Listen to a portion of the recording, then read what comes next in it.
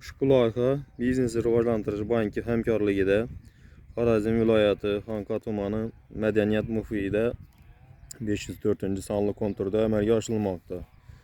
Bu yerda piyoz ekini ekilgan, maydon hajmi 11,5 gektar, uzunligi 495 metr, bo'yiga 276 metr. Bu yerdagi ekinlar zamonaviy usullar bilan parvarishlanmoqda.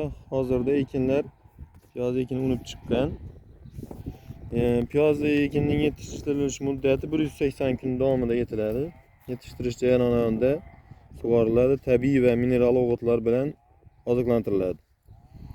Ushbu loyihada 57 ta dehqon xo'jaliklari biriktirilgan bo'lib, har bir dehqon xo'jaligi o'rtacha 20 sotikdan yer maydoni to'g'ri keladi.